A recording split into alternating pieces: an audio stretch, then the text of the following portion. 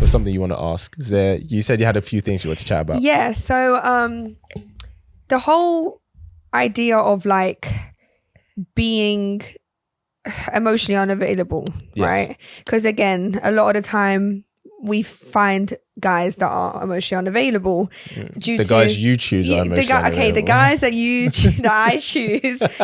How do I not attract those men? Because I may have grown, or like in the past year that I've been quite like actively trying to like grow from my last relationship.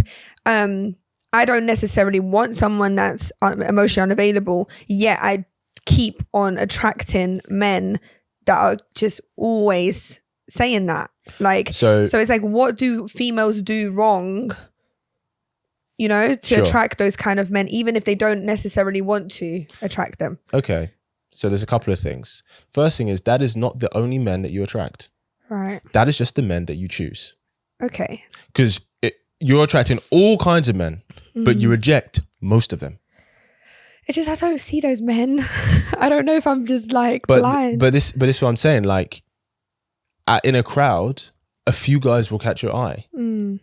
But if you're looking for connection, you need to start prioritizing other things. So you said you're very conscious of energy. Right. Even if you see a guy who's super attractive, you'll be able to tell from his energy what he's about. Yeah. Regardless of what he says. Yeah. You know, because guys who are emotionally intelligent, they can see a girl who's super attractive, but you can tell from her energy what she's about, right? So it's not that you're only attracting men who are emotionally unavailable. It's that you're attracting a bunch of men, but how you're choosing, what you're choosing based on, that pool of men that you're prioritizing, then most of them are emotionally unavailable. The second thing I would say is how you date a man. Because if you date in a way that leads to a relationship, the guys who are just looking to have fun with you, they will very quickly leave. Yeah. And you may not like that because you'll be like, oh, I thought you could be the guy in a relationship. But you have to let that go. Yeah. Because it's like, well, would you rather have a connection with a guy who wants the same thing as you and can build a life with? Or do you just want the fraction of attention and validation of a guy who's never going to choose you? Okay. So what about the sex part now? That's a massive thing for us girls, because guys always say to us, it doesn't matter if we have sex on the first time or the 10th time. Lies. I will never see you different. Lies. Yeah. But we know this, yet so why do you do it? Listen, I'm not saying I do it. But I'm not saying I do it, but we've all had situations where maybe not the first time, but maybe you've met this person a few times and like you really like them and there's this chemistry that you have, and they even say to you like, I won't look at you different or whatever. Of course. Then it happens. Some men end up being good and actually have a good relationship with in the future, but some men you probably don't even hear from again, or the energy's different. Yes. So how do you actually identify? Because it's like, if a guy nowadays is not really looking for anything, or even if they are, let's just say they're not really actually actively looking, but they're willing to get to know someone. They're open to it. How are you supposed to know when you should go and step into that more sexual kind of world as a woman or as a girl that's trying to date someone before the relationship? Do you think someone should actually wait towards that relationship? Or is it a thing where some men can actually be like decent enough to do it before? I hear you. So the first thing I would say is that majority of guys, even the guys who are open to having a relationship, I shouldn't lie, but they're all definitely going to say, oh, if you have sex on the first day, it's not going to change. Because think of it this way, a man has two minds. Yeah. He's got the mind that's the boyfriend side, who's looking for something serious, and the mind that's like, this could be good fun. Okay. When you hear a guy say, yeah, I'm not going to change how I view you, that's the sexual fun side, not the boyfriend side. Mm-hmm. The boyfriend side is going, it will change. It will impact how I see you. Now, depending on the guy, right, will change how much it impacts, right? Because for some guys, it impacts less, for some, more. But it definitely impacts, for sure. Yeah. But obviously what happens is, if it looks like, because you know men are hardwired to seek out sexual opportunity. Yeah. So if it looks like there's sexual opportunity, the guy puts the boyfriend side at the back and puts the fun side at the front. Yeah. And he does He goes, I'm gonna let him do the talking. Oh yeah, babe, it's not gonna change how I see you if we sleep together, even though we just met 45 minutes ago. It's not gonna change. I'm not gonna think you give it out easy. Yes, he is. Yeah, he is. Do you know what I mean? Is. So that's the first thing I would say. The second thing, sex. I completely understand. When do you do it? How do you know which guy you should share yourself with? First off, you never have sex on the first date. No. You don't do that. No. That's a no. There might be a few guys it doesn't matter, but if you're playing by numbers, I'm gonna go by the thing that works 95% of the time, not the thing that works 5% of the time. Okay. Now, in terms of when to share yourself with him,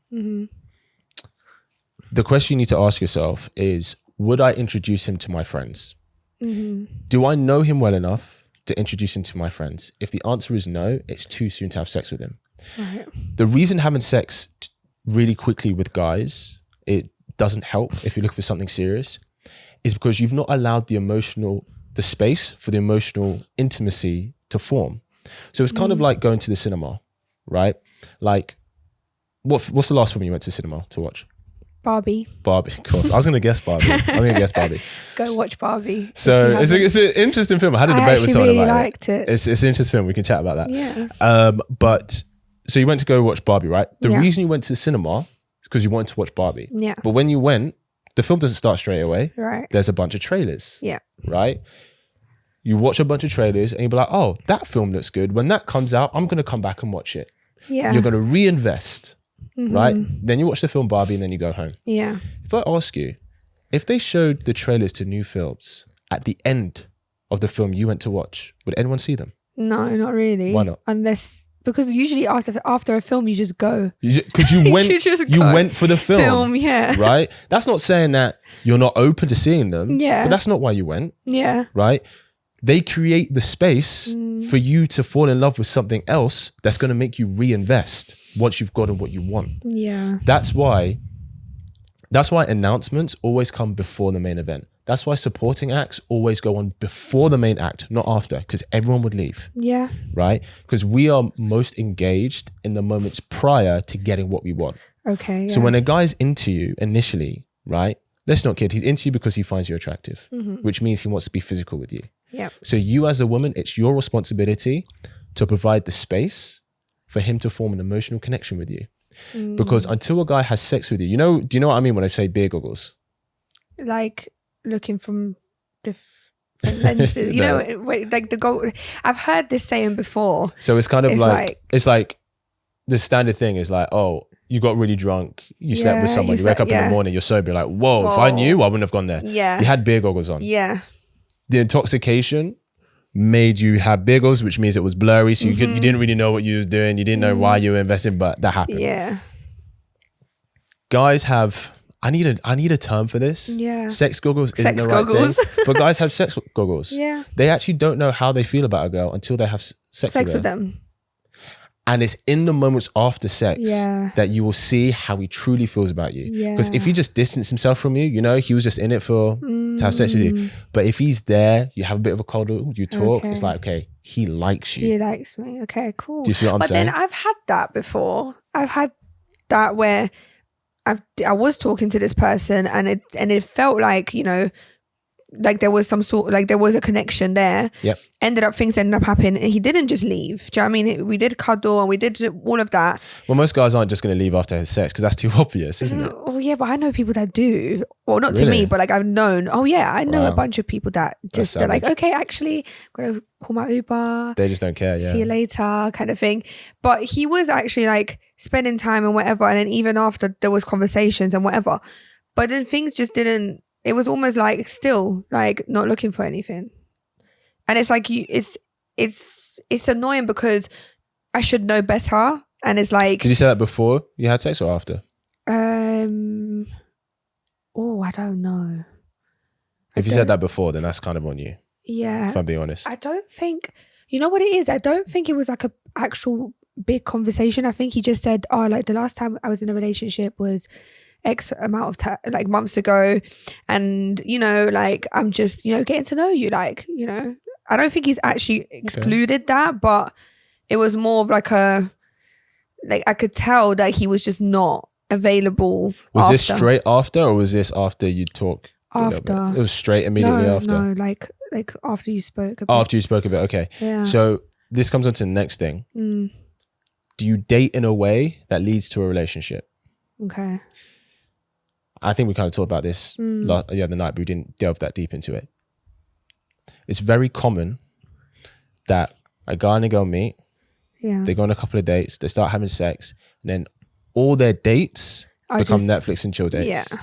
It's like, oh, you come to mine. That's dead. And we'll chill. See, or I don't like that. Okay, yeah, let's do crazy golf, then I'll come to yours, right? Yeah. Then we can chill. And it's basically all the dates then become you both being in an environment where sex happens. Yeah. If that is how you date, it's going to be incredibly difficult to A, know whether a guy is actually taking you seriously, and B, for a guy to look at you like a serious girl. Right. You have to be able to, and you need to have dates where sex is off the table, because that's how guys show their real investment. It's not through their sexual time, it's through their non-sexual time. So if I ask you, which girl is this guy taking more seriously? The girl he spends a weekend with, they go on walks, read books together, right? Maybe play board games or something. They don't have sex, right? They don't stay in the same bed. Or if they do, like nothing happens, right? There's no kiss or anything or even sex, but they spend time together.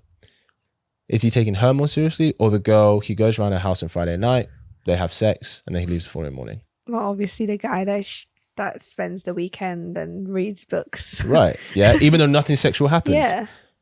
Now, if we reverse it and we go, which is the girl taken more seriously?